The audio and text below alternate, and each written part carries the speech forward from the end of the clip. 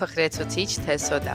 Երբևէ մտածել եք ինչ են որոշ բաղադրատոմսեր պահանջում սոդա, իսկ մյուսները փխրեցուցիչ։ Դրանք երկուսն էլ խմորները բարձրացնող, աճեցնող բաղադրիչներ են, սակայն տարբեր քիմիական բաղադրություն եւ ազդեցության մեխանիզմ ունեն։ Սոդան կամ նատրիումի բիկարբոնատը ակտիվանում է թթվային միջավայրում, այսինքն ակտիվացման համար պահանջում է նաեւ որևէ թթվային բաղադրիչ, օրինակ մածուն, թթվասեր, կաթ, կիտրոնի հյութ, խացախ եւ այլն։ Ռեակցիայի ժամանակ այս խառնուրդը սկսում է ակտիվորեն թշալ ու փրփրել։ Նույնը տեղի է ունենում նաեւ թխվող խմորում, որն արտազատվող ածխաթթու գազի հետևանքով սկսում է բարձրանալ։ Անցնենք փխրեցուցչին։ Փխրեցուցիչ պահանջող բաղադրատոմսերում պարտադիր չեն թթվային բաղադրիչներ, քանի որ այն իր մեջ արդեն պարունակում է սոդա, թթվային տարրեր եւ եգիպտացորենի օսլա։ Փխրեցուցիչը կրկնակի ակտիվացման մեխանիզմ ունի։ Այն ածխաթթու գազ է արտադրում 2 անգամ, մեկ անգամ հեղուկի հետ խառնվելիս, մեկ անգամ էլ ջեռուցում տաքանալիս։ Այսպիսով, թեև երկուսն էլ բարձրացնում են խմորը, սոդային անհրաժեշտ է թթվային գործընկեր, մինչդեռ փխրեցուցիչն այն արդեն ունի իր կազմում։ Իսկ եթե ուզում եք մեկը մյուսով փոխարինել, արդեն գիտեք ինչ փոփոխություններ պետք է անեք բաղադրատոմսում։